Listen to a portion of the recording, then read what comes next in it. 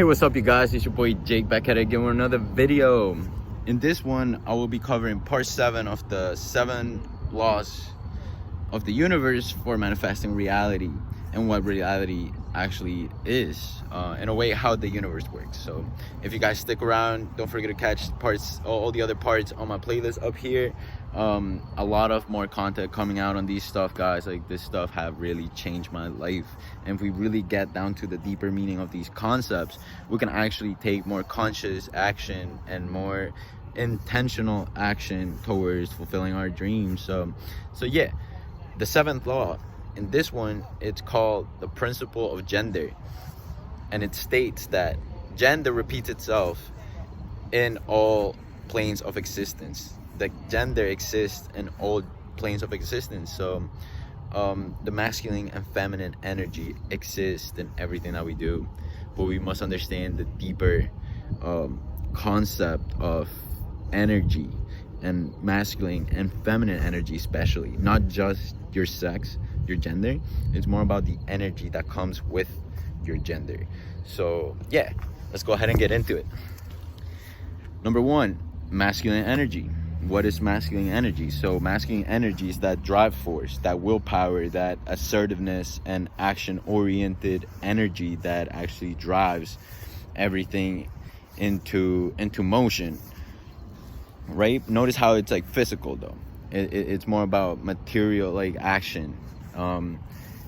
But yeah, and in Hinduism, masculine energy is associated with God and Ram, Vishnu, and Shiva. All these characteristics of God in the masculine level, where it's very destructive and creative at the same time.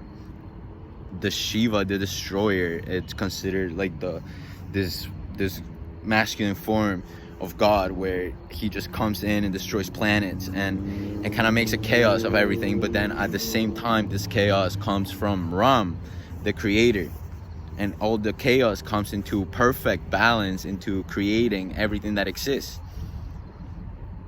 But masculine energy is that assertive, action-oriented energy that gets shit done, but not necessarily think or becomes intuitive about what it's doing and what damage is causing, or what is actually, like, it's more or less intuitive energy, because that comes with the second energy, which is, or the second gender would be female, feminine energy. The divine feminine is associated with beauty and spontaneity and intuition and the psychic mental abilities and being in your mind. In a more deeper meaning, it's literally the life force energy that gives rise to everything that exists. So in a good analogy would be safe to say, I mean, we get the energy from our sun, and we associate the sun with this masculine form of energy. But what it's really doing is nourishing this divine feminine aspect for life to exist on Earth. That's what we call it, Mother Earth. So yeah, that it all comes together in a perfect balance. But to be able to use these concepts in a way that can help you, it's by acknowledging your own energy and know that you have both feminine and masculine energy within you. And if you master these energies, or acknowledge what is your main quality or energy quality that you possess, what is your base point? If you're more masculine, if you're a girl and you're more like action oriented and don't dwell too deep into your thoughts or feelings, then you have an imbalance in your feminine energy. But it doesn't mean it's a bad thing. To acknowledge it means that you can actually change that, and we can use it in our favor. Like, if you're a guy, you're probably not as intuitive or like to think. It's like the association of, like, guys don't read the instructions, because who needs instructions, right? But yeah, so it repeats in everything that we do, or everything that we experience, in many subtle ways. Like, for example, like our phones, they have a port, which is kind of like the feminine aspects, and it's got a cord, which is where the energy comes from, is the masculine. And it repeats itself into a lot of different things. Obviously life, like plants, bacteria, humans obviously, but it's that creative energy. And I wanted to talk more about like the feminine, because we need to honor the divine aspects of these energies.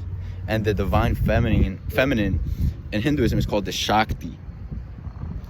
The Shakti is actually very powerful term, which means the life force energy that we all possess. Is our life energy flows up our spine into our being and our heads, and it's what really drives awareness forward.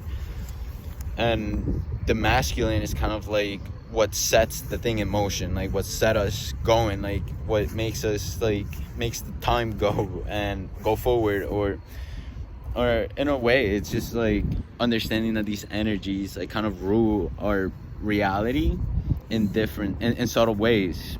Like if you're a guy and you don't think too much about what you do, and you're not very like intuitive into what you're doing, you might not have the right experiences, or you have made like poor choices based on that.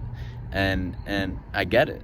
I mean, it's about balancing these energies and know that the universe is in perfect balance already, and all that energy is flowing through you, but acknowledging gives you the power to use it as a tool and help you in your journey. So with that being said, I hope this information was helpful for you guys. Making these videos have been so awesome to make. Thanks so much for the support. So don't forget to leave a like, and don't forget to subscribe.